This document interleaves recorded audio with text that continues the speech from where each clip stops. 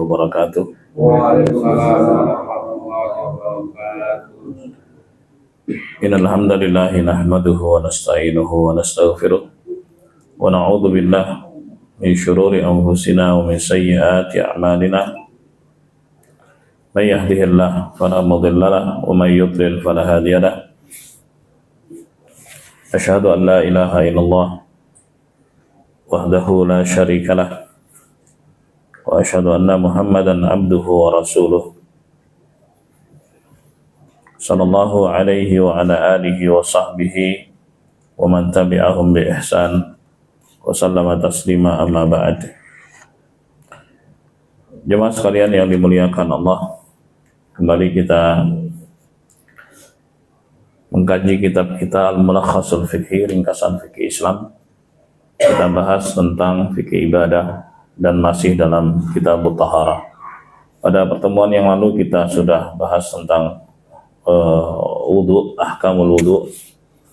Maka hari ini, pagi hari ini kita akan melanjutkan bab fi ahkamil mashi 'alal khuffain wa ghairihima minal hawail, tentang aturan mengusap sepatu dan sebagainya dari penutup kaki. Jemaah sekalian yang dimuliakan Allah, di antara rukhsah, di antara keringanan yang Allah Subhanahu wa taala berikan kepada kita, di mana kita bisa berwudu tanpa membasuh kaki dengan hanya mengusap bagian atas sepatu atau kaos kaki dengan syarat dan ketentuan tentunya. Dan ini memudahkan ya bagi mereka yang tinggal di tempat-tempat yang sangat dingin, ya, sehingga nggak perlu membuka sepatunya, nggak perlu membuka kaos kakinya. Demikian pula bagi yang sedang sakit. Demikian pula bagi mereka yang sedang berjaga di perbatasan seperti tentara-tentara atau berada di hutan-hutan. Mereka sholat tetap dengan menggunakan sepatunya. Dan ketika berwudu, mereka tidak perlu melepas sepatunya, hanya bagian atasnya saja yang diusap.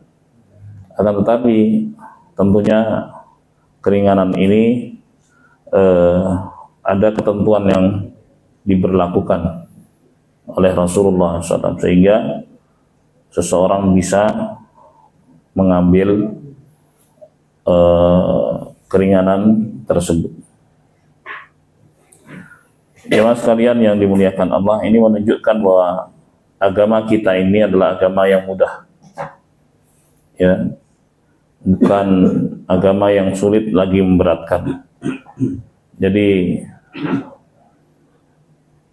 setiap kondisi itu ada ketentuan-ketentuan yang sesuai dan aturan-aturan yang sesuai untuk diberlakukan. Jemaah sekalian yang dimuliakan Allah, dalil-dalil tentang keringanan atau rukhsah mengusap bagian atas sepatu atau mengusap bagian atas kaos kaki itu banyak sekali, ya, bahkan hadisnya mutawatir, saking banyaknya yang meriwayatkan hal ini. Al-Hasan Al-Basri rahimahullah mengatakan, haddatsani sab'una min ashabi Rasulillah sallallahu alaihi wasallam annahu masaha 'alal khuffain. Yang menyampaikan kepadaku, ada 70 sahabat Rasulullah sallallahu alaihi wasallam bahwa Nabi Muhammad sallallahu alaihi wasallam mengusap sepatunya saat beliau berwudu. Jadi bukan satu orang, dua orang, 70 sahabat Rasulullah. Menunjukkan hadis ini memang hadis yang dikenal, sangat viral di masa itu. Ya, sangat-sangat viral dan terkenal di masa itu. Al-Imam An-Nawawi rahimahullah mengatakan, rawal masha 'alal khuffaini khalaiqu la yuhsauna minas sahabah.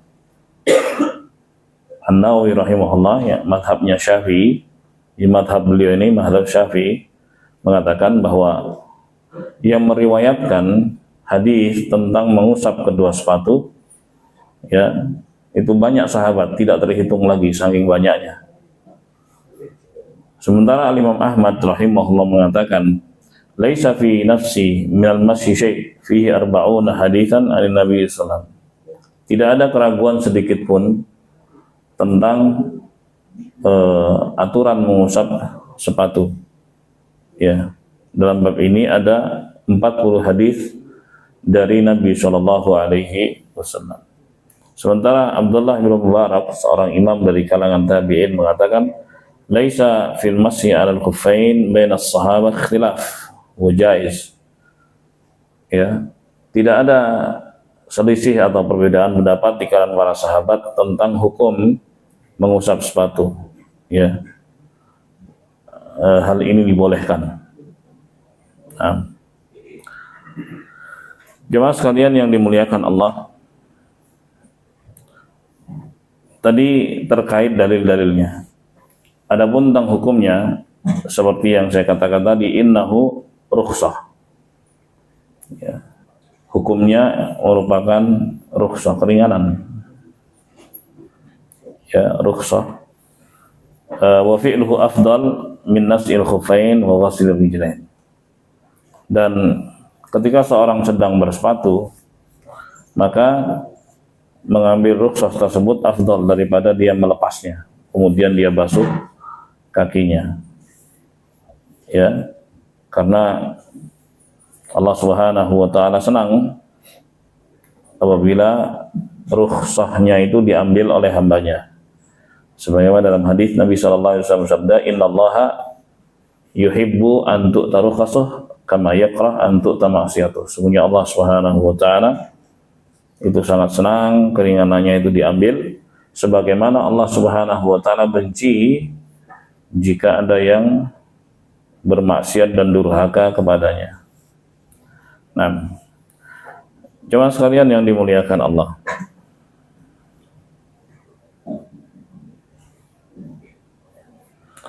adalah Nabi Shallallahu Alaihi Wasallam mengambil cara yang paling mudah dalam melakukan banyak hal. Secara spesifik dalam hal ini, ketika Nabi Shallallahu Alaihi Wasallam sedang bersepatu dan beliau ingin wudhu, beliau nggak lepas sepatunya. Baik.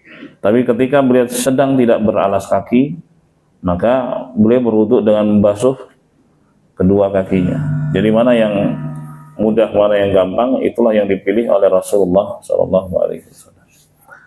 Baik. Jadi kita tahu ya, hukumnya itu rukhsah. Artinya namanya keringanan ya bisa diambil gitu. Baik, itu yang pertama. Dalilnya sudah jelas tadi ya. Hadis-hadisnya mutawatir. Kemudian hukumnya rukhsah. Sekarang tentang durasinya, masa berlakunya. Jadi ada masa berlakunya. Bagi mukim ya, itu sehari semalam. Jadi sehari semalam saja. Bagi musafir itu 3 hari 3 malam.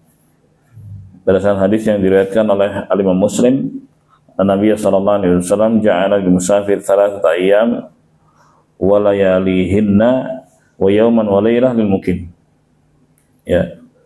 Nabi SAW menetapkan masa berlaku untuk mengusap bagian atas sepatu itu untuk musafir 3 hari 3 malam, bagi mukim itu hanya sehari semalam.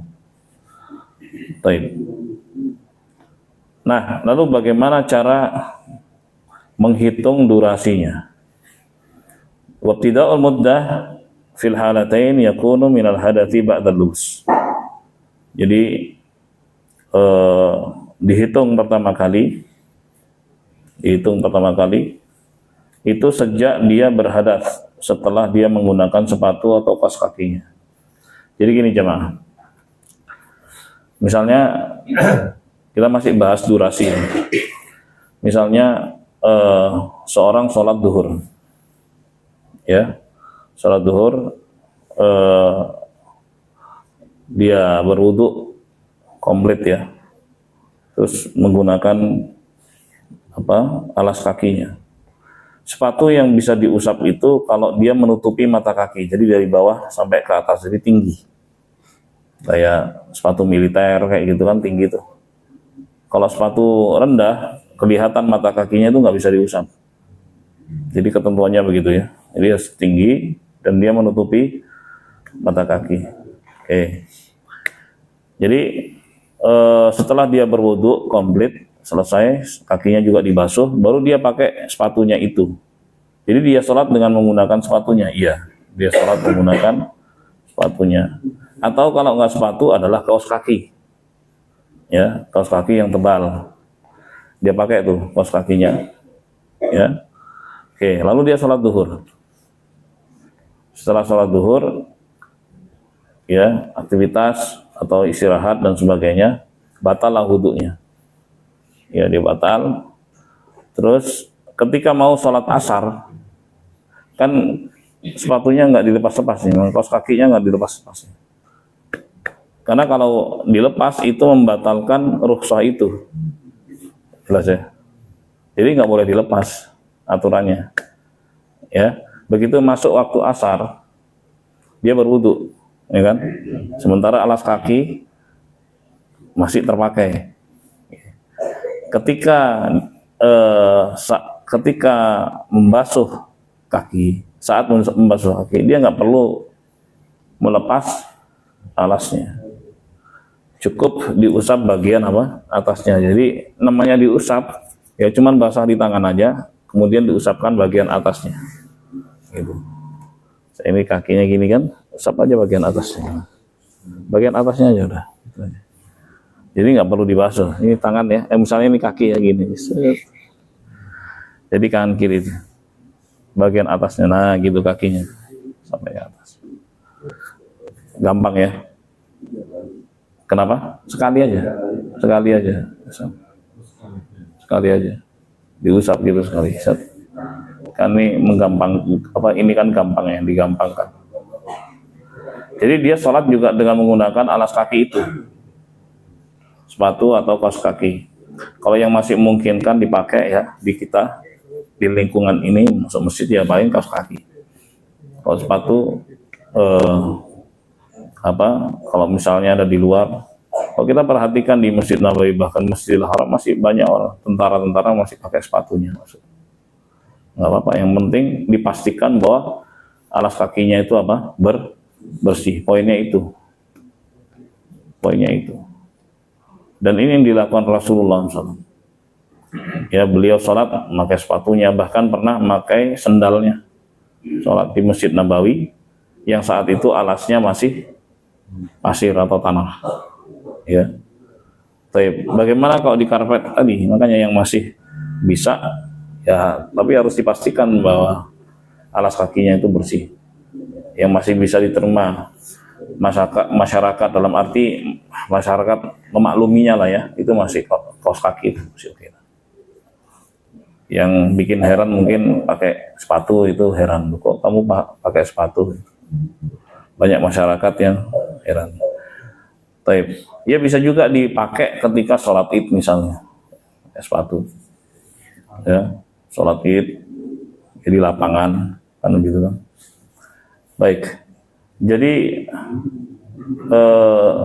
dihitung awal durasinya setelah batal, ya, setelah batal dari wudhu pertama. Ya, wudhu pertama komplit lalu dia pakai sepatunya atau kaos kakinya, ya, dia sholat dengan menggunakan itu. Nah, begitu batal masuk. Tadi saya contohkan sholat asar, di situ dia bisa mengusap bagian atasnya tanpa melepas alas kakinya. Terus dia sholat. Nah, Untuk mukim dihitung 24 jam sejak asar. Jadi asar itu sampai asar berikutnya.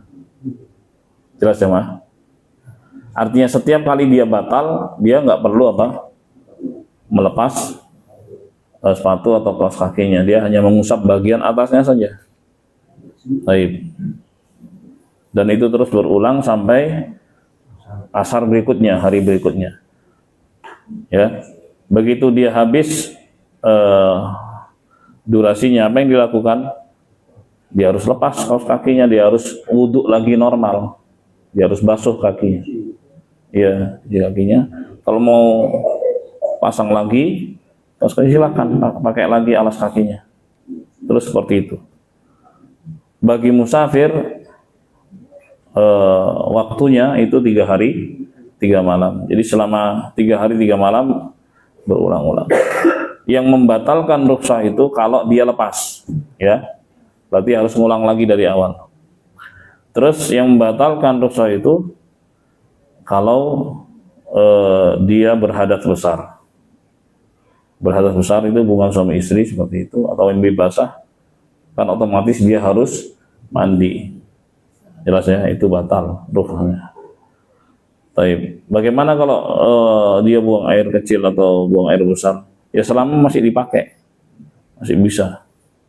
Ya mungkin sebagian orang nggak nyaman, dia harus buka.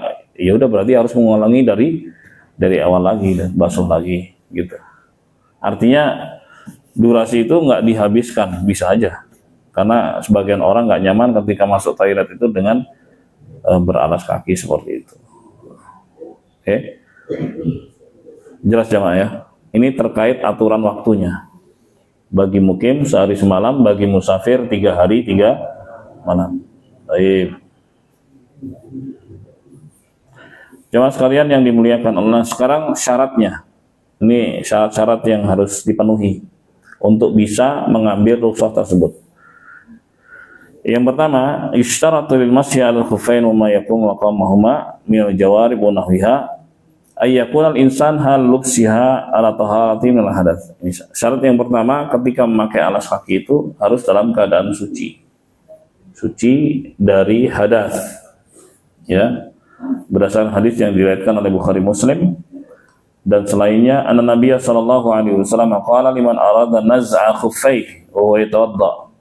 Bahwa Nabi SAW pernah berkata kepada seorang yang hendak membantu beliau untuk melepaskan sepatunya ketika Nabi hendak wudhu. Jadi Nabi itu hendak wudhu nih dalam keadaan bersepatu, ya. Terus sebagai bentuk khidmat, ya, pelayanan gitu para sahabat terhadap Nabi SAW, maka bergegas tuh orang membantu Nabi untuk melepas sepatunya. Lalu Nabi mengatakan, da'huma, nggak usah gitu. Nggak usah dibuka. Kenapa? Fa inni adkhaltuhuma tahiratain. Karena aku pakai sepatu ini dalam keadaan suci. Sehingga saat itu Nabi nggak perlu membasuh apa? Kakinya, hanya mengusap bagian atasnya. Gitu. Jelas ya? Ini menunjukkan bahwa syarat pertama yang harus dipenuhi ketika seorang memakai alas kaki, entah itu sepatu atau kaos kaki, ya, dia pakai setelah dalam keadaan apa? Suci. Jadi wudhunya komplit, baru dia pakai di situ. Ini juga bisa dipakai, diamalkan oleh pegawai-pegawai misalnya dari rumah sudah dalam keadaan wudhu suci, terus dia pakai kaos kaki, lalu dia pakai sepatu. Dia niatkan yang yang dipakai itu adalah kaos kakinya misalnya. Oke. Atau sepatunya, terserah. Nanti ketika dia batal, ya, mau berwudu, baik, hanya bisa diusap bagian atas sepatunya. Ya. Kalau dia niatkan kaos kakinya, karena nanti di kantor dia pengennya sholatnya pakai kaos kaki, nggak mungkin pakai sepatu, karena memang akan aneh, ya. Oke. Dia niatkan kaos kakinya, sehingga saat dia berwudu setelah batal, yang diusap sepatunya atau kaos kakinya? Kaos kakinya, bukan sepatunya, karena dia niatkan apa? kaos kakinya. Nanti dia sholat pun pakai kaos kaki itu. Jelas ya? Oke. Jemaah sekalian yang dimuliakan Allah. Kemudian juga hadis Nabi SAW yang diriwayatkan oleh Imam Ahmad dari sahabat Safwan bin Asal, ya, umirna an namsaha 'alal khuffain idza nahnu adkhalnahuma 'ala tuhrin. Kami diperintah untuk mengusap bagian atas sepatu ketika kita memakainya dalam keadaan suci. Ya, jadi para sahabat juga mereka bersepatu ketika mereka memakainya dalam keadaan suci. Nabi SAW merintahkan mereka untuk mengusap saja, ngambil rukhsah. Wa hadza wadihud dilalati ala ishtirat at-tahara inda lubsi lil khuffain. Jadi petunjuk dalam dua hadis tadi sangat jelas, ya, bahwa disyaratkan taharah atau suci ketika memakai sepatu atau kaos kaki. Nah, jadi kalau pakai sepatunya atau pakai kaos kakinya dalam keadaan berhadas atau belum bersuci, boleh nggak ngambil rukhsah? Nggak boleh, nggak berlaku. Karena itu menjadi apa? Menjadi syarat. Ya, baik. Itu syarat yang pertama. Yang kedua, jamaah, wasyaratu ayyakun al-khuf wa nahwuhu mubahan. Bahwa sepatu yang diusap itu adalah sepatu yang mubah atau halal. Halal. Artinya sepatunya sendiri, belinya juga dari yang halal. Fa in kana maksuban, kalau sepatunya itu curian, nggak bisa. Ya, sepatunya curian. Baik. Au hariran, atau yang dipakai itu sutra, bisa aja kan? Dari bahan sutra gitu, bukan sepatu tapi kaos kaki. Di bahan sutra yang dia pakai. Baik. Dari bahan sutra. Kalau untuk laki-laki nggak boleh kan? Untuk perempuan boleh sutra. Maka itu pun juga nggak boleh atau nggak berlaku rukhsah tersebut. Jadi syarat yang kedua bahwa sepatu atau kaos kakinya itu halal, dan seandainya kaos kaki bukan dari bahan sutra untuk kaum pria.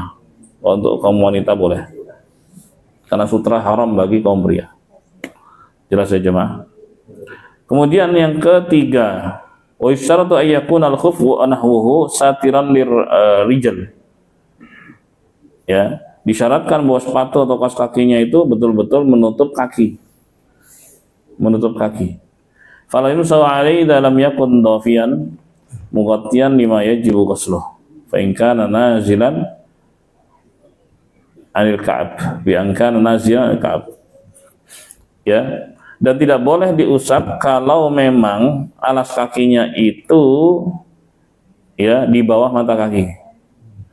Ya, karena dalam wudu kaki yang dibasuh itu batasannya sampai mana? Sampai mata kaki. Jadi kalau misalnya sepatunya atau kaos kakinya di bawah mata kaki, ya nggak bisa diusap karena nggak menutupi mata kaki. Jelas jemaah? Au kana dhafiyan lakinnahu la yastur rijal li safaihi au khifatih kau jorab ghair safid, atau dia bisa menutup kaki akan tapi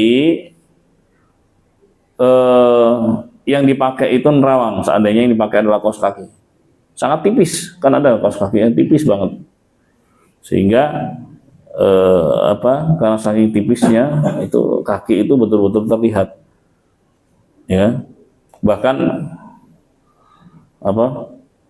ada untuk jari jemari itu loh, karena kaos kaki yang kayak gitu ya. Iya, jari jemari, jadi betul-betul kelihatan kakinya. Udah tipis, kan tipis banget tuh, tipis banget. Nah, itu nggak bisa dipakai itu nggak bisa diusap. Yang seperti harus kaos kaki yang tebal, harus kaos kaki yang tebal. Baik.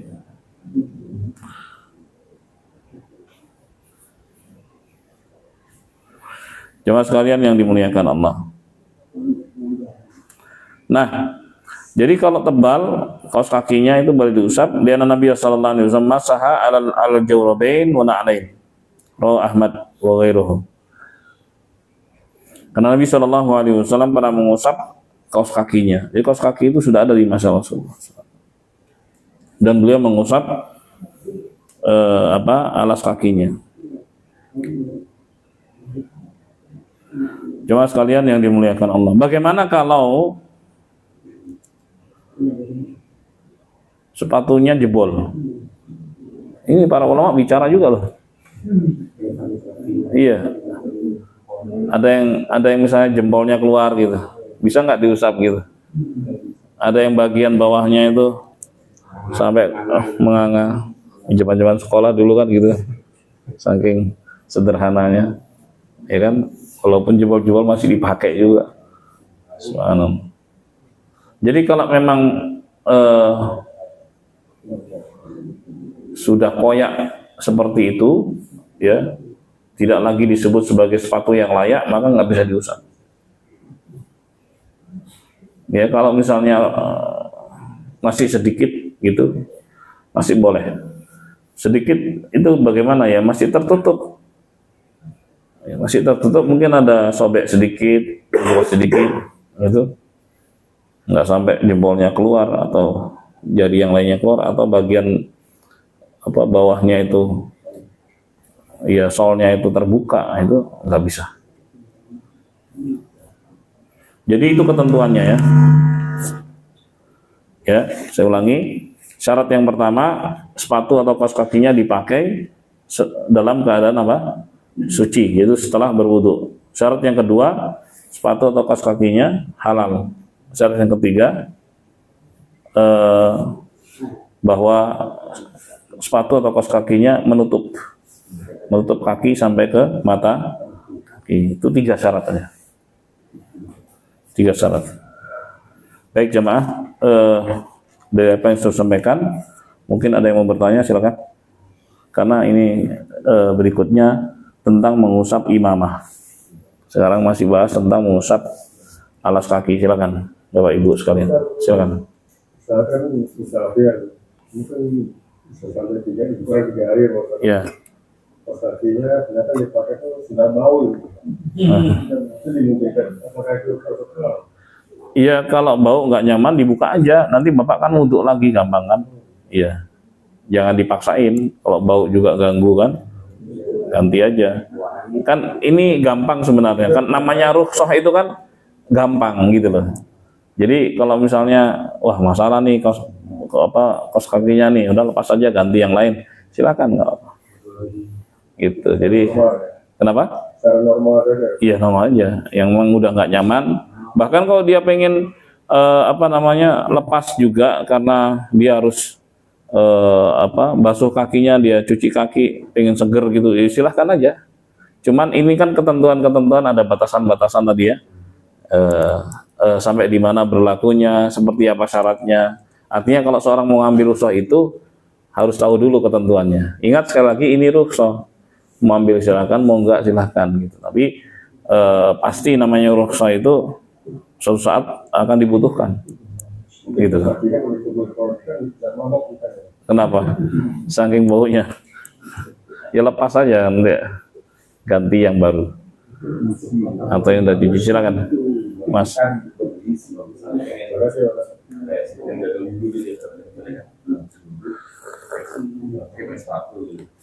Terus ke toilet buang air misalnya, buang air kecil gitu ya. Iya. Terus karena pengen dulu kan dulu lagi nih. Iya.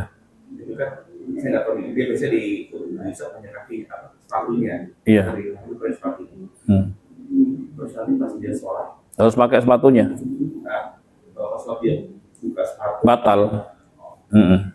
Batal. Itu membatalkan ya. Kalau dia buka sepatu batal, berarti dia harus wudhu normal untuk sholatnya. Tapi pas lagi dia habis buang air kecil dia mengusap. Bukan mengusap doang, wudhu ya semuanya kan? Iya, iya. Kalau sepatunya wudhunya Tetap, wudhunya tetap. Jadi ini ceritanya orang kantor nih ya. Wudhu dari rumah ya komplit. Kemudian dia pakai sepatu kaos kaki gitu ya. Oke lah, yang diusap. Kemudian di kantor dia batal. Dia wudhu lah ya. Dia wudhu, kemudian dia usap bagian atas sepatunya. Oke, masih bisa tuh. Begitu masuk waktu zuhur, dia sholat, ya kan ketentuannya harus pakai sepatu tuh ya. Tapi kan nggak mungkin, karena memang belum dikenal dan memang akan bikin kotor itu kan. Tapi kemudian dia lepas. Nah, ketika dia lepas sepatunya, apakah dia harus wudhu lagi untuk sholat zuhur? Apa jawabannya? Iya, harus wudhu lagi, karena saat dia melepas sepatunya itu batal. Gitu. Walaupun dia sempat wudhu kan, misalnya jam 10 ya, toilet, buang air kecil, terus kemudian dia wudhu lagi. Untuk menjaga wudhu, dia usap bagian atas sepatunya karena memang di rumah sudah wudhu. Nah, ketika mau sholat, dia harus lepas sepatunya, maka dia wudhu lagi di situ. Gitu. Karena itu diantara pembatal rukhsah, yaitu melepas sepatu atau kaos kaki. Demikian. Kalau yang dilepasin hanya sepatu, tapi kaos kakinya masih terpakai. Ya tadi niatnya apa, dari rumah apa? Yang mau diusap apanya? Kaos kakinya atau sepatunya? Gitu kan yang pertama tadi kan. Kalau memang yang dia niatkan itu adalah kaos kakinya, nanti dia akan usap kaos kakinya, ya nggak apa-apa. Dia sholat menggunakan kaos kakinya. Gitu. Berlaku durasinya. Gitu. Tapi yang ada Ustaz kalau di sini kalau pakai sepatu bukan ditegur sama agama. Oh iya, ya pasti di mana, di tempat di mana-mana, nggak mungkin. Ya tadi makanya saya bilang disesuaikan, karena pun di masa Rasulullah SAW itu alasnya juga dalam apa namanya alasnya pakai tanah, pasir dan sebagainya. Walaupun jamaah mungkin saja ketika seorang di rumah dia punya sandal tuh, sandal rumah lah ya. Dipakai bisa, atau sepatu rumah misalnya dipakai bisa, ya kan? Kan dia kadang orang butuh itu, butuh kehangatan dan sebagainya, kondisinya bisa dilakukan itu, ya kan? Makanya tadi saya katakan yang masih mudah untuk diterima adalah kaos kaki ketika seorang sholat masuk masjid, kaos kaki, gitu kan? Ketentuannya kan harus tutup semua kan. Iya. Sandal kan harus tutup semua gitu. Ya sendal nggak bisa diusap. Iya. Kalau pakai aja bisa. Kalau diusap enggak. Iya. Jadi kita dalam perjalanan, entah itu naik kereta api atau naik pesawat. Nah itu kan kita pakai kaos kaki, terus sepatunya tuh satu cats, dalam artian dia tidak menutupi Mata kaki. Nah, pada saat kita di perjalanan tadi, kita batal, terus kita mau Wudhu. sholat, ya mau wudhu. Yang diusap mana? Yang rusak mana? Yang diusap kaos kakinya, sepatunya dilepas, iyalah. Karena Iya. Karena diniatkan kan kaos kakinya yang diusap, bukan sepatunya. Tapi kan kalau di pesawat bisa tayamum bakal dulu timbang tangan sama. nah itu pertanyaan saya. Aku tadi di pesawat atau di kereta, itu baiknya kita wudhu, dalam artian kita pakai air kamar mandi di itu, atau bisa tayamum. Ini jamaah, mana yang mudah? Kalau memang pesawatnya domestik, nggak usah lah sholat di pesawat. Kan sebentar udah sampai. Untuk kereta kan. Kalau pesawatnya itu pesawat internasional seperti umroh, ya kan, itu kan panjang tuh waktunya. Ya, kalau memang masih bisa wudhu lah. Saya pernah naik Saudi Airlines, tuh toiletnya gede banget. Iya, pas waktu saya balik, tumben gede banget. Biasanya kecil kan, ada memang yang kecil, tapi itu pas di depan itu saya dapat kursi depan, ya, gede banget tuh. Waktu itu Boeing 777. 777, benar-benar gede, ya. Semimbar inilah. Biasanya kan sempit gitu, ya. Baik. Terus saya bisa wudhu normal ya, saya wudhu normal. Terus di belakang itu ada musola ya. Jadi copot itu 2 baris bangkunya, 2 atau 3 lah, dicopot. Setiap pesawat Saudi Airlines begitu dipakai untuk sholat. Nah, kalau sempit bagaimana? Ya tergantung masing-masing orang. Kalau yang badannya besar, kakinya nggak bisa dinaikin, ditekuk dan sebagainya, ya mana yang mudah buat dia, ya. Kalau dia wudhu yang lain, wudhu seluruhnya bisa kecuali kaki, ya tinggal diusap aja. Seperti yang dilakukan tadi, diusap. Dia pakai kaos kaki kan, gitu. Kalau memang nggak bisa sama sekali karena faktor usia misalnya, ya dia tayamum bisa. Jadi sesuaikan kondisinya dan usahakan semaksimal mungkin. Ya, di situ ada keterbatasan, di situ ada kemudahan. Jelas ya? Oke, itu terkait pesawat. Bagaimana di kereta api? Masya Allah sekarang luar biasa ya kereta api ini. Ada tempat wudhu dan untuk basuh kaki juga disiapkan basuh kaki. Ya, jadi kakinya dimasukin ke lubang situ, airnya buka, udah dalam keadaan bagus sekali tuh. Jadi siapin atasnya bagian kakinya itu, di kaki tinggal dimasukin, nanti akan ada air yang turun, tinggal diratain aja. Sudah sampai sebegitunya. Masya Allah ya. Kalau dulu memang sangat terbatas sekali dulu, bahkan di toilet pun ada orang di situ. Nah, sekarang kan udah rapi, Masya Allah. Ya, dan juga tempat sholatnya juga bagus, Masya Allah. Ya, di seluruh kereta, di seluruh kelas. Ekonomi juga ada. Enggak juga sih, semuanya begitu. Berapa kali? Naik apa? Ada yang sebut, ada yang itu. Cuman memang kalau biasanya Ada perubahan ke arah sana. Kalau saya lihat tuh bisa diakses, dicek di YouTube. Ya? Masih apa? Ada? Sama sekali? Di restorasi? Oh iya, itu yang saya maksud. Pergi ke sana. Tempat khusus itu di situ ada wudhunya, ada anunya semua. Iya, itu satu gerbong dengan yang di situ udah bagus di situ. Iya kan? Itu kan bisa gantian tuh di situ sholat. Artinya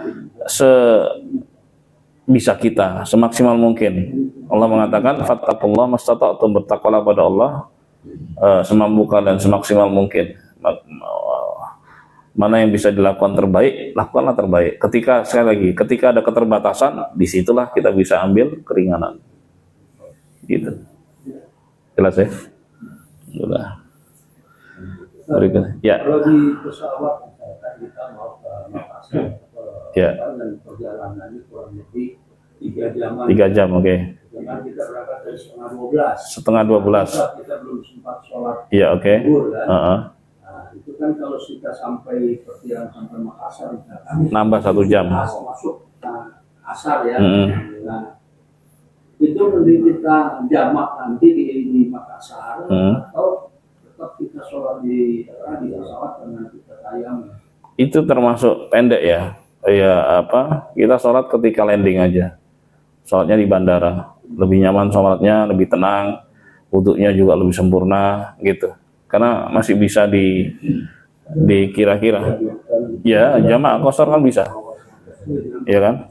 Bisa dilakukan setengah 12, 2 jam plus 1, berarti kan ada perubahan, beda waktu kan. Berarti sampai sana jam berapa tuh? Setengah 3. Ya kan? Setengah 3 waktu tengah. Ya kan? Masih bisa. Apa tuh? Karena kalau misalkan sampai ke daerah itu sudah asar, kita tetap sholat di sana aja, itu dijamak. Iya, itu kan kemudahan yang Allah berikan. Bagi musafir itu bisa menjamak, bisa mengqashar. Itu kemudahan lagi.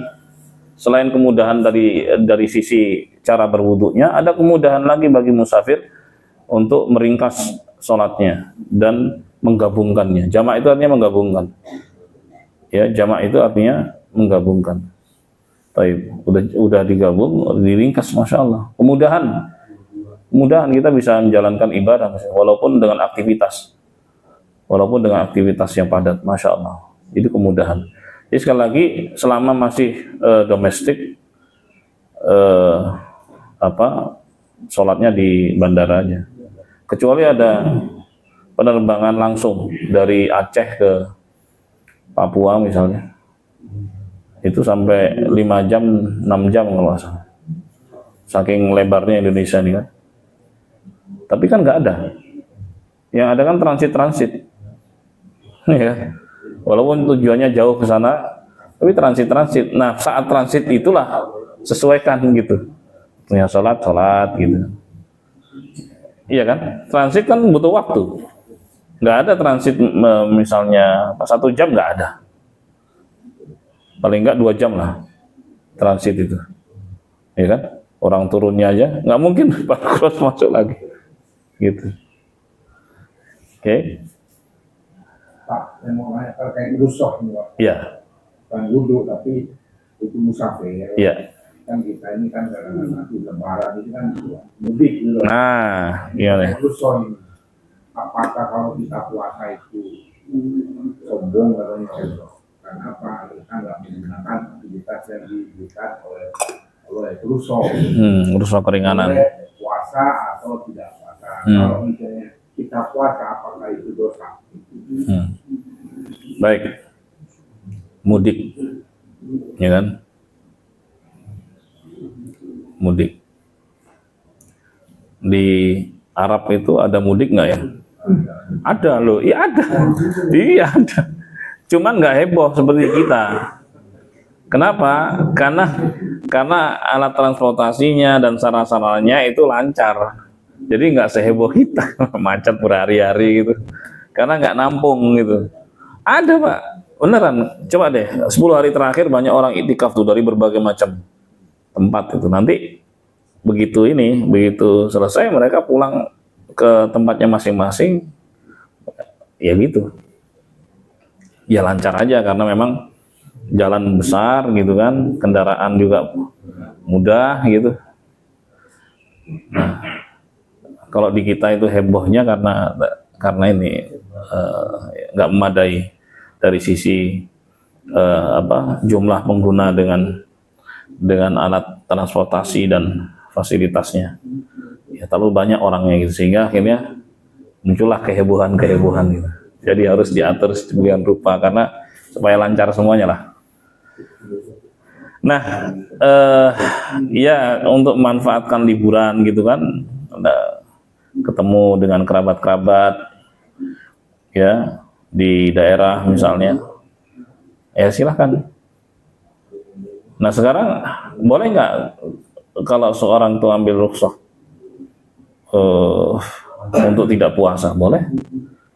Kalau untuk puasa boleh juga, karena Anas bin Malik radhiyallahu an itu pernah dalam safar bersama Rasulullah sallallahu alaihi wasallam di bulan Ramadan. Safarnya ini di bulan Ramadan. Ya, ada di antara rombongan yang berpuasa, ada juga yang tidak berpuasa. Dan Nabi SAW membiarkan. Gitu. Dan Nabi SAW membiarkan. Taib. Akan tapi ketika beliau melihat ada orang yang pingsan dalam perjalanan itu juga, kemudian diteduhi sama yang lain pakai apalah payung semacamnya gitu, walaupun mungkin modelnya beda.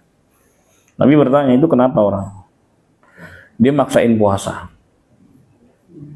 Terus Rasulullah bilang begini, laisa minal bir as-siyamu fis safar, bukanlah kebaikan berpuasa saat safar. Bagi siapa? Bagi yang maksain diri.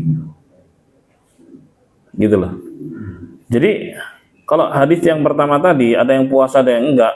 Nah ini tergantung yang ringan bagi masing-masing orang itu seperti apa. Kadang seorang milih berpuasa karena perjalanannya mudah, transportasinya bagus, nyaman dan sebagainya. Dia milih puasa. Kenapa? Akan lebih berat bagi dia kalau ganti puasa. Dia puasa sementara orang-orang lagi makan. Ya kan? Kan mesti harus ganti. Kalau dia nggak puasa itu diganti di hari yang lain kan. Oke. Tapi ada juga yang perjalanannya nggak mudah, gitu ya, nggak mudah. transportasinya juga yang biasa gitu, bawaannya juga banyak, sampai di terminal itu masih naik angkot, udah naik angkot, naik ojek lagi, berhenti karena jalannya apa, berat gitu, berat sekali, ya kan? Dia milih nggak puasa, silakan, itu rukhsah. Jadi mana yang ringan? Intinya adalah mana yang ringan bagi masing-masing orang, ambil itu, gitu. Jadi kalau bapak tadi bilang saya mau pilihnya puasa aja, ya silakan, karena dia merasa dengan puasa itu dia nggak perlu bayar kan, nggak berat nantinya, ya nggak ganti karena bisa rame-rame makan-makan, senang-senang gitu kan. Ya itu kembali kepada masing-masing. Demikian. Berikutnya, silakan Pak. Waalaikumsalam. Tadi Pak terkait dengan pemakaian sepatu. Ya, pemakaian sepatu. Ada umumnya kalau di rumah kita, Indonesia ya mungkin ya, tentu saja masih dianggap aneh atau kita tegur. Karena gini kebetulan saja ini Bapak bahas itu seminggu yang lalu di Sukabumi. Ada kejadian seperti itu Pak. Jadi tamu itu orang Arab gitu ya. Iya. Nah dia pakai itu, hampir berantem di situ, sampai berantem. Artinya kan apakah Arabnya tahu seperti yang Bapak ceritakan tadi, atau kita yang menganggap bahwa kalau tak masa sih sesuatu gitu kan? Iya. Kalau mau Itu dua-duanya. Si Arab, kalau itu betul terjadi, si Arabnya dia nggak melihat bagaimana kondisi sekitar, ya kan? Yang kedua, masyarakatnya nggak tahu kalau itu dibolehkan gitu loh. Akhirnya miskomunikasi, intinya itu. Itu kita anggapnya ini kotor kan. Ya makanya tadi tergantung dari anunya kan. Tapi sebenarnya di tentara itu, TNI, polisi, mereka sudah ngerti. Mereka pakai itu loh. Saya sampai kaget. Mereka udah paham itu, bahkan kalau mereka jaga di hutan-hutan muslim nih ya, mereka sholat pakai sepatu mereka. Udah biasa, dan itu diajarkan juga mereka. Makanya tadi tingkat jangkauan pengetahuannya masih terbatas. Makanya perlu terus sosialisasi. Makanya penulis di sini membahas ini ya untuk diketahui kepada kaum muslimin, disosialisasikan supaya nggak salah paham gitu kan. Walaupun misalnya sudah tahu pun semuanya, ya harus harus penerapannya juga harus mengikuti. Nah itu dia. Kalau dibawa ke masjid ambil juga. Pakai sepatu. Nggak usah di sini, di Masjidil Haram masih juga pakai sepatu. Orang-orang kita juga tawaf pakai sepatu, pakai sendal. Iya kan? Itu tempat suci loh. Ya kan? Yang penting pastikan bersih. Makanya tadi memang perlu sosialisasi sehingga nggak miskomunikasi. Poinnya itu di situ sih sebenarnya. Poinnya di situ. Makanya ketika ada tentara atau polisi misalnya, saya pernah itu waktu itu di Surabaya, masih kecil. Mereka masuk waktu itu pakai sepatu gitu ya. Loh kok pakai sepatu? Gitu. Masyarakat masih menilai itu nggak sopan, ya kan? Itu nggak sopan. Walaupun itu bersih, gitu kan? Walaupun bersih itu nggak sopan. Nah itulah yang mesti harus terus disosialisasikan, bahwa itu diantara hal yang dibolehkan. Ya diantara hal yang dibolehkan dengan kepastian bahwa alas kakinya itu bersih, gitu. Baik, makanya tadi saya katakan yang bisa diterima di masyarakat kita itu kaos kaki. Kaos kaki itu orang sholat pakai kaos kaki masih oke lah, ya kan. Tapi kalau sepatu itu agak gimana. Makanya tadi saya katakan kalau seandainya pakai sepatu, ya pakailah ketika sholat id, ketika di lapangan gitu. Walaupun mungkin sebagian orang kok pakai sepatu mungkin, ya. Tapi memang perlu sosialisasi semacam itu. Nah, betul begitu Pak. Berikutnya silakan. Kalau kita ada wudhu biasa gitu. Ah. Tapi pada saat kita mau sholat kita pakai kaos kaki atau pakai sepatu, itu boleh nggak? Boleh. Nggak masalah. Kan Bapak udah wudhu nih. Normal komplit ya. Kemudian mau sholat Bapak boleh aja. Nggak masalah kaos kakinya bersih. Ya kan? Yang jadi masalah itu ketika nanti pas batal ya. Atau gini.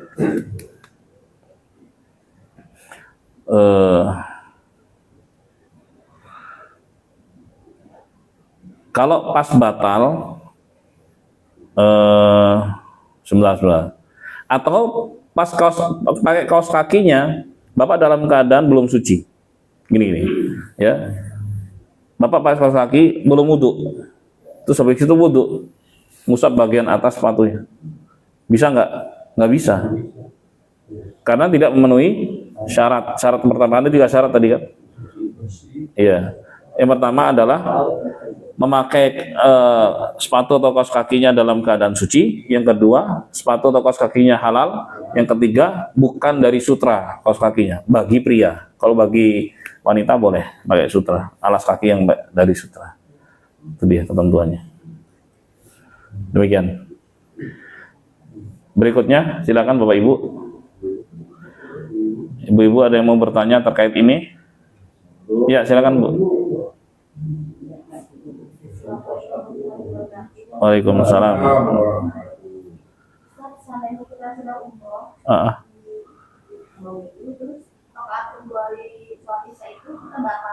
Batal, oke? Iya. Jadi kita harus konsumsi di situ, ada 2 kali isbah, terus kita butuh dengan air yang tutup botol itu. Maka tangan, kepala, itu air yang kotor itu. Iya, nggak apa-apa. Yang penting terpenuhi. Ya dibasuh. Kan penggunaan air sebenarnya nggak banyak tuh, sedikit aja kan bisa tuh. Ya kan? Yang penting perataannya. Kalau buka aurat di situ kan memang bagian perempuan kan nggak ada laki-laki di situ kan. Silakan aja dibuka kan. Ya kan? Boleh. Di situ biasanya disiapin juga ada dispenser situ. Jadi nggak perlu keluarannya sekedar wudhu ringan. Di tempat pria juga begitu. Ya.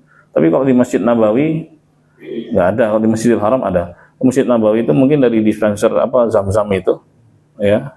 Ambil nanti segelas ini nih, sedikit kemudian wudhu di situ. Ya, insya Allah nggak bikin basah, ya kan? Karena kan sedikit kok, seperti gini ya, sedikit terus basuh wajah sedikit, terus dialirin gini, diratain. Kan ini aurat bagi perempuan kan, nggak apa-apa kan, ada di dalam lingkup perempuan, nggak ada laki-laki di situ. Kan Masjid Nabawi kan ceritanya, dia batal nggak mau wudhu ke toilet gitu, karena rame atau jauh nanti balik lagi, jadi wudhu di situ, nggak masalah, ya. Kalau kondisinya misalkan Demikian ya, Ibu sebentar. Ya, begitu ya. Baik. Silakan Pak. pertama itu cuma kondisinya saat itu misalkan kalau sana sholat Jumat, kita udah masuk ini kan ke dalam akan sulit untuk keluar lagi karena saking penuhnya. Iya. Nah, dan juga kita mau ambil air juga agak kesulitan. Terus? Bagaimana kalau kita tayang? Nggak bisa, karena ada air. Tetap harus pakai air. Jalan. Iya, harus karena air ada dan orang itu bisa gunakan air, maka harus pakai air. Ya, resikonya Iya, nggak apa-apa. Betul. Atau kasih tanda. Enggak, kalau misalnya Jumat nih batal ya, kasih tanda aja, karena ada beberapa orang teman gitu, ini keluar sebentar, dikira-kira aja ini khutbahnya akan sekian lama, Bapak jalan aja udah lewatin orang itu, terus Bapak wudhu segera balik lagi ke situ, ke tempat yang Bapak. Kalau ada teman itu jagain ya, boleh, silakan aja. Beda kalau misalnya sendirian ya terancam hilang. Tapi kalau misalnya bisa kenalan dengan temennya, walaupun orang asing ya, pakai bahasa isyarat, gini wudhu misalnya tahu ya, oh ya, pasti mereka akan jagain, gitu.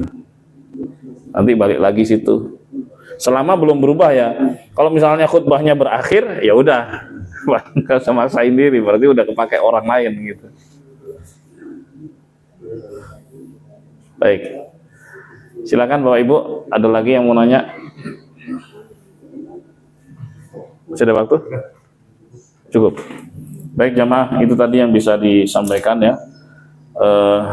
Rukhsah mengusap sepatu dengan ketentuannya. Jadi saya akan ulang sedikit. Mengusap sepatu ini merupakan apa? Salah satu rukhsah, ya, keringanan. Ya bisa diambil, bisa tidak, silakan saja sesuai dengan kebutuhan. Kemudian durasinya bagi mukim berapa hari? Mukim 1 hari 1 malam ya. Musafir 3 hari 3 malam. Oke. Awal dihitungnya durasi tersebut sejak kapan? Sejak dia batal, kemudian dia mulai wudhu, di situ dihitung startnya. Berakhirnya setelah itu 24 jam atau 3 kali 24 jam sesuai dengan keadaan masing-masing.